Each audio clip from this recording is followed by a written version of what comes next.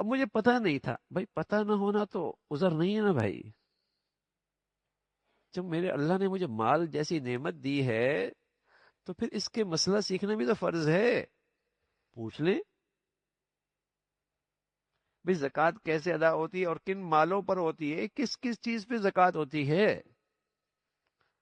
بس اوقات سے یہ سونا تو ہم استعمال کر رہے ہیں، بیچنے کے لیے تھوڑی ہے. یہ تو ہم استعمال کر رہے ہیں، بچی پہنتی ہے، بیوی پہنتی ہے، بہو پہنتی ہے. بھائی سونا جس حال میں ہو، بیچنے کے لیے ہو، بیٹی کی جہیز کے لیے رکھا ہو، استعمال کر رہے ہو، ہر حال میں زکوٰۃ ہے.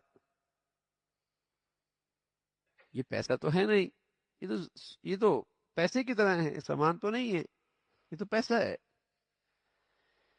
یہ تو آپ نے بیٹی استعمال کر رہی، بہو استعمال کر رہی، بیوی استعمال کر نہیں استعمال کر رہی.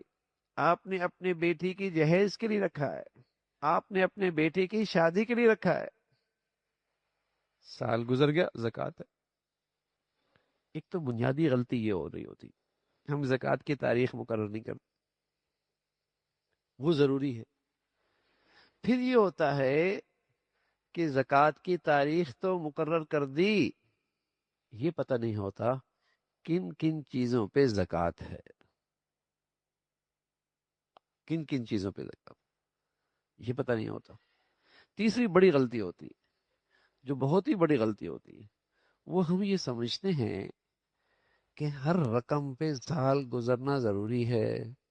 پھر تو آپ پورا سال حساب ہی کرتے رہیں گے، کون سی رقم ابھی آئی، کون سی کل آئی، کون سی پرسوں آئی. ہر رقم پہ تھوڑی زکوٰۃ سال گزرنا ضروری ہوتا ہے. آپ کے مالدار ہونے پر پہلی مرتبہ اس پہ سال گزرنا ضروری ہے. جب آپ مالدار ہو گئے اس کے بعد یکم شبان تک جو پورا آپ کا سال ہو رہا ہے اس میں رقم آئی گئی آئی گئی آئی گئی، کوئی بات نہیں. پھر آپ یکم رمضان میں حساب کریں کہ آپ کی آج کے دن مالیت کیا ہے. ایک دن پہلے آئی اس کو بھی شامل کر لیں گے. 10 دن پہلے آپ نے اس میں سے 10 لاکھ روپے خرچ کر دیے، اس پہ زکوٰۃ نہیں ہے. آپ نے ایک دن پہلے اس میں سے 1 کروڑ روپے خرچ کر دیے اپنے بچے کے مکان بنانے کے لیے یا بیٹی کے لیے گھر خریدا، اس پہ زکوٰۃ نہیں. ایک دن پہلے پورا سال گزرنے والا ہے، ایک دن باقی ہے، اس پہ بھی زکوٰۃ نہیں.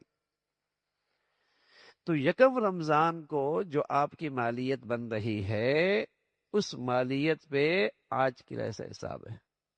تو میں عرض کر رہا ہوں ایک بنیادی غلطی یہ ہوتی ہے کہ زکوٰۃ کی تاریخ مقرر نہیں کی جاتی. پھر کوتاہی ہم سے یہ ہوتی ہے کہ ہمیں پتہ نہیں ہوتا کہ زکوٰۃ کن کن چیزوں پہ فرض ہے.